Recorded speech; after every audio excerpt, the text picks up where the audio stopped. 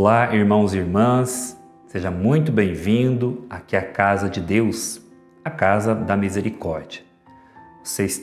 Estamos vivendo, melhor dizendo, esse tempo de graça, tempo de quaresma e vivendo aí o mutirão das confissões. Você que veio buscar a sua confissão, tenha certeza, o Pai quer te acolher, o Pai quer te abraçar. Porque quando nós confessamos os nossos pecados, é o único tribunal que nós nos acusamos e somos absolvidos. Então tenha certeza de que hoje o Senhor está de braços abertos para derramar sobre você a graça e a misericórdia de Deus. Você está aguardando para a confissão, já vai fazendo sua preparação, bom exame de consciência. O que é o exame de consciência? Você, diante de Deus, refletir.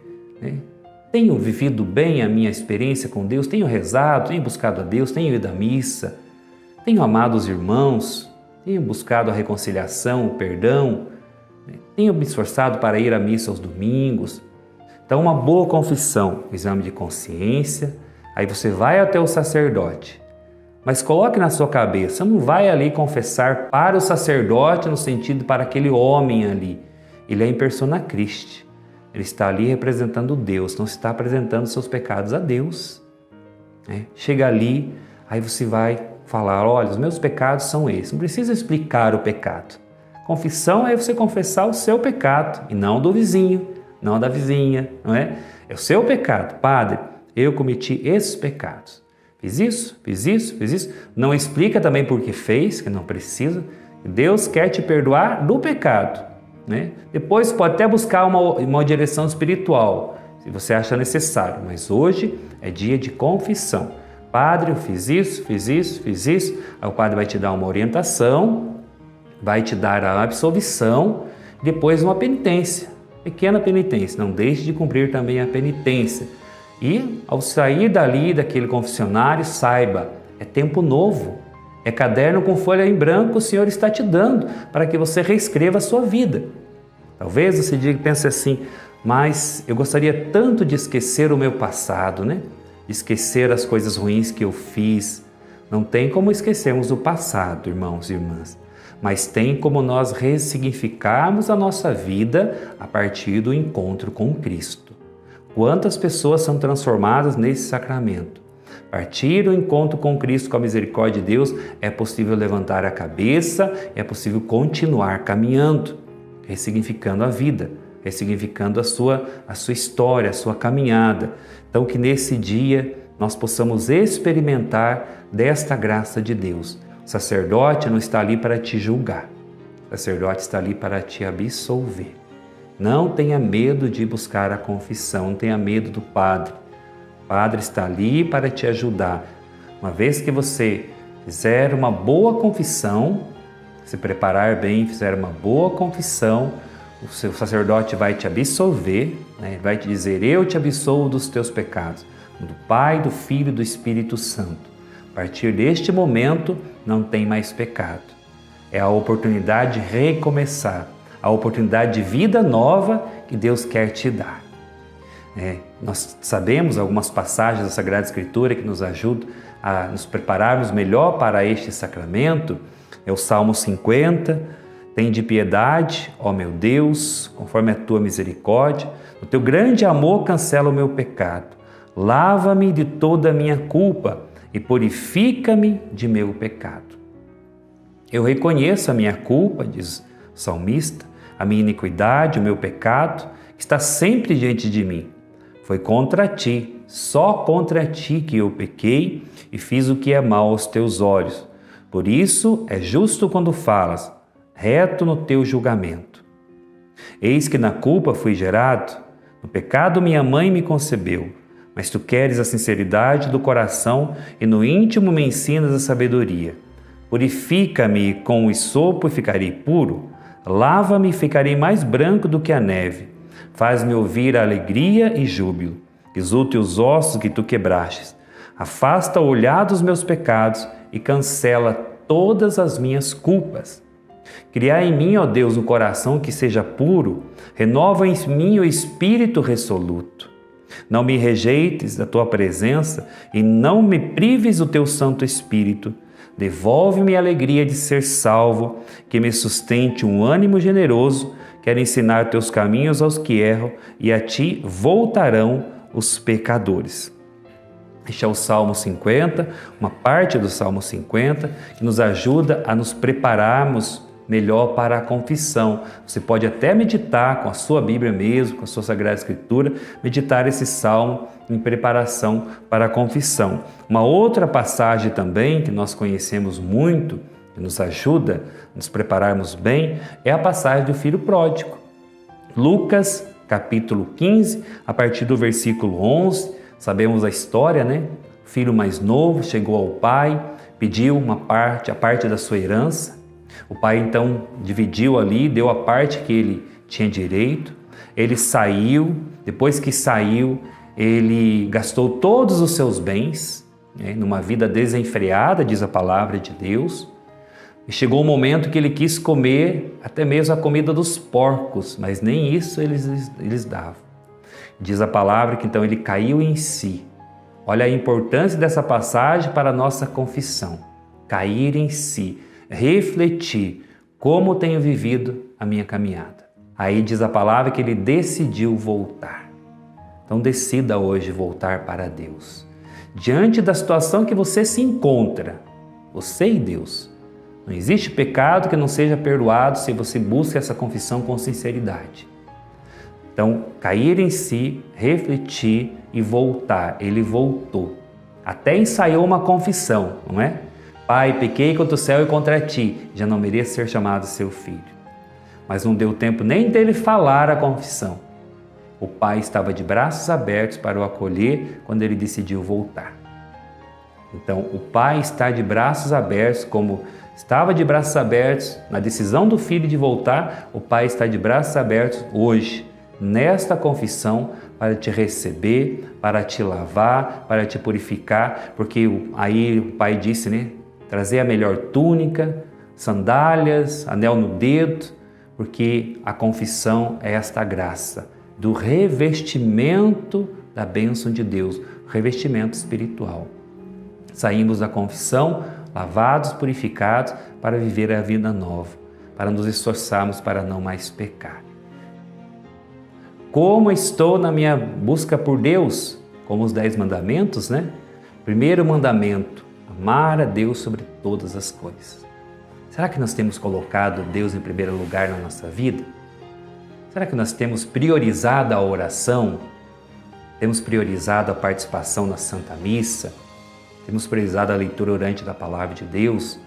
Então, amar a Deus sobre todas as coisas. Esse é o primeiro pecado que devemos confessar, porque nós não amamos sempre a Deus sobre todas as coisas.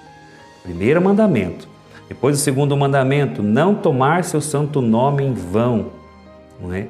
Muitas vezes as pessoas usam o nome de Deus em vão, juram pelo nome de Deus, fazem promessa em nome de Deus, depois não cumprem. Não é?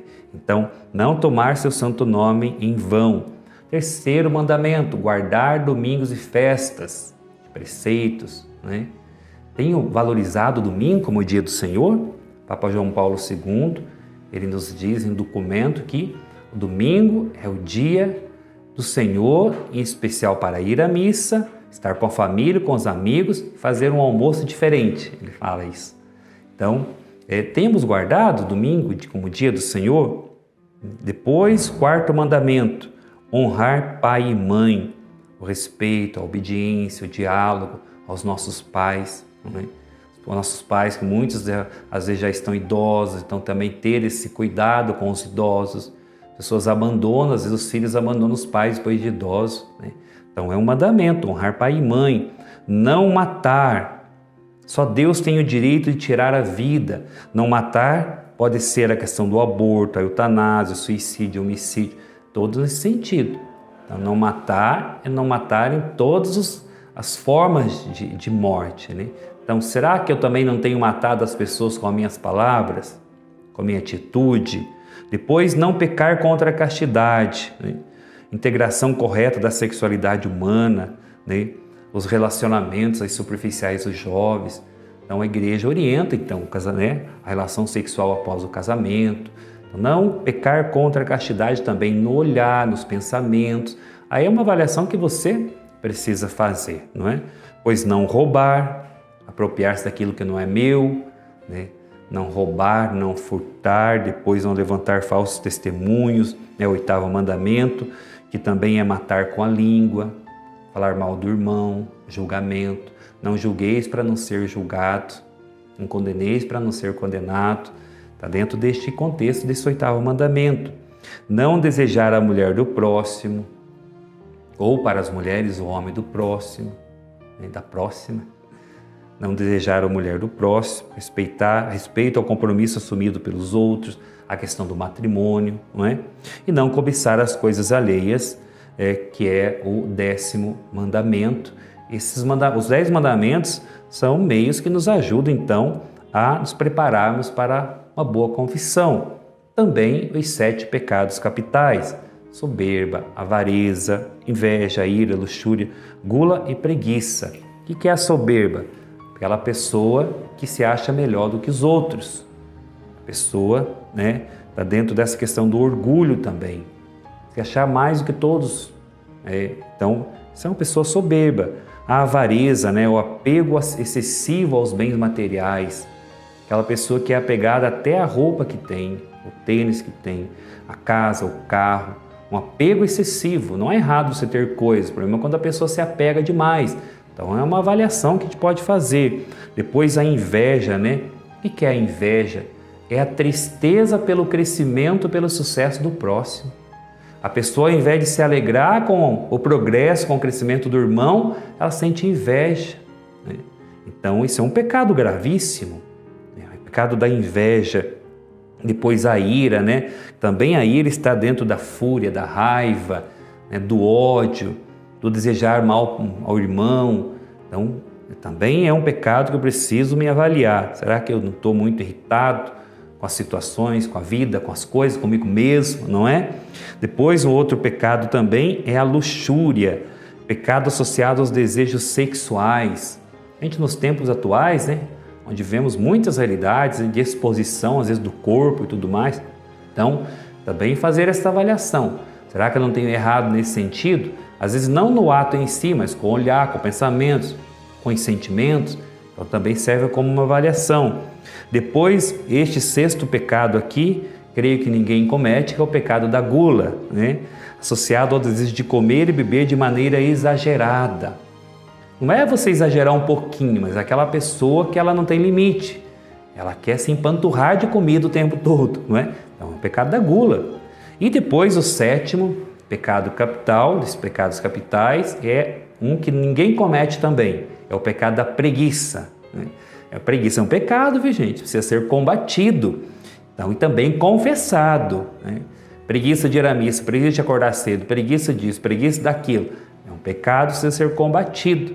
Uma pessoa que ela é muito pecadora, quando ela vai lutando contra esses pecados, ela se torna uma pessoa virtuosa. Por quê? Quando você pratica bons atos, várias vezes você se torna uma pessoa virtuosa. Quando você pratica maus atos, várias vezes você se torna uma pessoa pecaminosa. Então, lutar sempre. Somos limitados, somos pecadores, trazemos a consequência do pecado, mas a igreja nos proporciona também caminhos para a santidade, caminho para a vida nova, caminho para a integração do humano com o psíquico, com o espiritual. Nós somos um todo, né? Não somos só espiritual, não somos só humano, não somos só o psíquico, é um todo. Essa integração que é importante para todos nós. Então, uma boa confissão, uma boa preparação para a Páscoa de Cristo, nessa quaresma, tempo propício para nós mergulharmos no amor, na misericórdia de Deus, na oração, no jejum, na penitência e na caridade. Deus abençoe, uma ótima confissão a todos nós.